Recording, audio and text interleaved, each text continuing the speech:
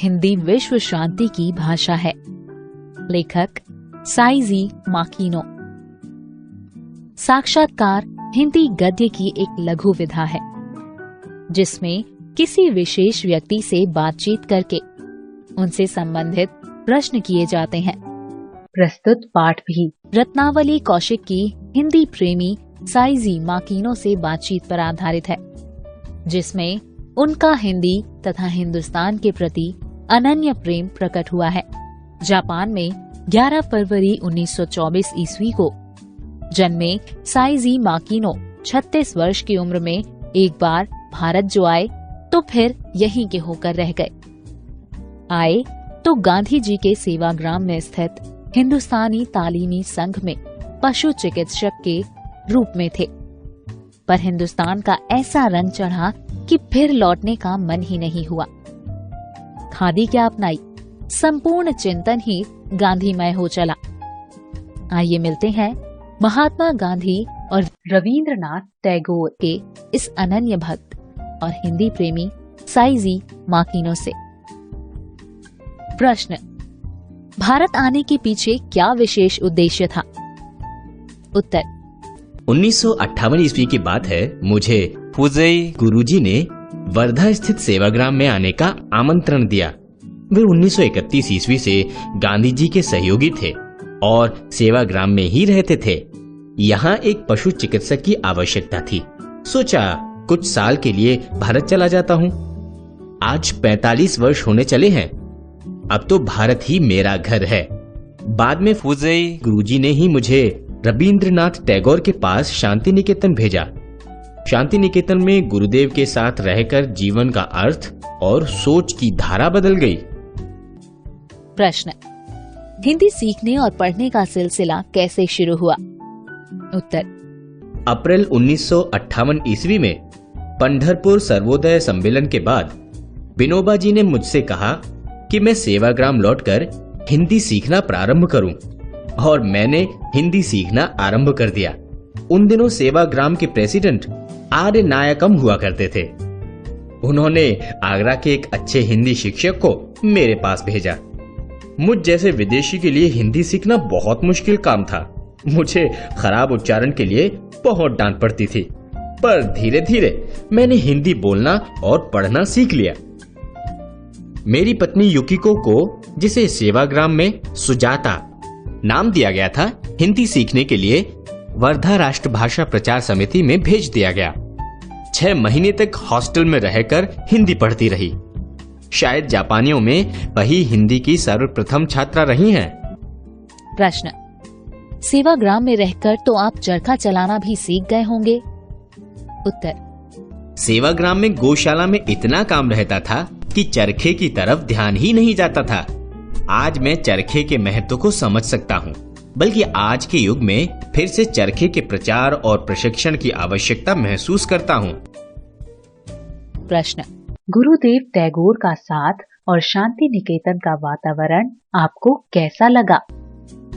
उत्तर: गुरुदेव के व्यक्तित्व और शांति निकेतन के परिसर के प्राकृतिक सौंदर्य ने मुझे इतना आकर्षित किया कि मेरा कहीं जाने का मन ही नहीं करता था। हिंदी भवन के सामने वाले छात्रावास में रहकर केवल पढ़ता रहता था। शांति निकेतन का परिवेश इतना शांत था कि पुस्तकालय में बैठे हुए आप घड़ी की आवाज स्पष्ट सुन सकते थे। मैंने भी पवित्र भूमि शांति निकेतन को अपनी जीवन साधना का आधार बना लिया। समझ नहीं आता कि गुरुदेव के व्यक्तित्व ने वातावरण को इतना सुंदर बना दिया है या इतने शांत वातावरण ने ही गुरुदेव जैसे महापुरुष की रचना की। जो भी हो, जमाना कितना भी बदल जाए, पर शांति निकेतन की भूमि में विश्व की तमाम संस्कृतियों को समाये रखने की क्षमता हमेशा रहेगी। यहाँ की प्रकृति स्वयं यहाँ की पुरानी कहानियां सुनाती रहेगी। इसी भूमि पर मुझे पंडित हजारी प्रसाद द्विवेदी जैसे महानुभावों से शिक्षा और प्रेरणा पाने का अवसर मिला।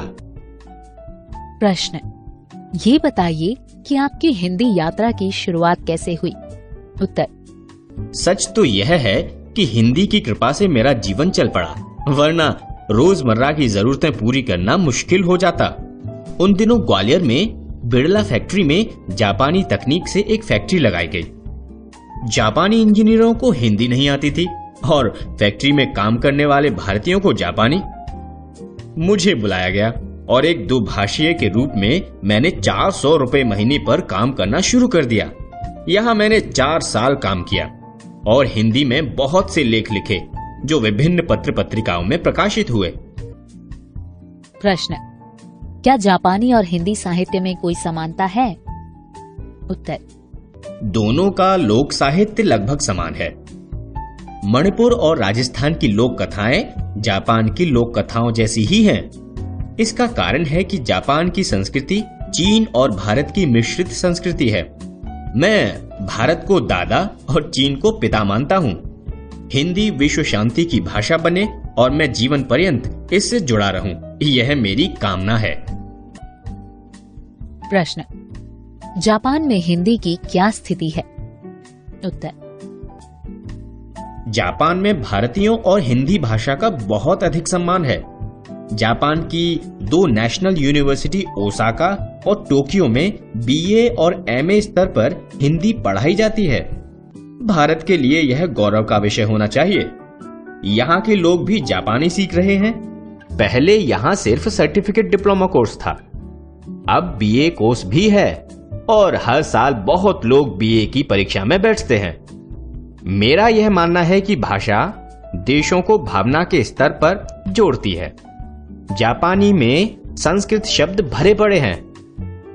इन दिनों बंगाली भाषा भी जापान में जोर पकड़ रही है, क्योंकि कलकत्ता कोलकाता एशिया का दरवाजा है। एक समय में सबसे ज्यादा जापानी कलकत्ता में ही रहते थे, अब तो पूरे देश में बिखर गए हैं। प्रश्न, जापान में और कौन विशिष्ट लोग हिंदी सेवा में रत हैं? उत्तर, प्रोफेसर दोई ने टोक्यो विश्वविद्यालय में हिंदी विभाग की स्थापना की। वे बहुत अच्छा काम कर रहे हैं। प्रोफेसर तोशियो तनाका ने भीष्म साहनी के तमस का जापानी में अनुवाद किया है। प्रोफेसर कोगा ने जापानी हिंदी कोश की रचना की है। उन्होंने गांधी जी की आत्मकथा का जापानी में अनुवाद भी किया है। इसके लिए उन्होंने गुजराती भी सीखी। प्रोफेसर मोजोकामी हर साल हिंदी का एक नाटक तैयार करते हैं और उसका मंचन करने के लिए भारत आते हैं। प्रोफेसर साकाता ने भी हिंदी साहित्य पर बहुत काम किया है। प्रश्न, आपने भी तो हिंदी की कुछ महत्वपूर्ण पुस्तकों का जापानी में अनुवाद किया है? उत्तर, हाँ, मुझे भगवती चरण वर्मा का उपन्यास चित्रलेखा बहुत पसंद आया, इसलिए मैंने उसका जापानी में अनुवाद किया। प्रश्न, इसके अलावा आपने और भी कई पुस्तकें लिखी हैं।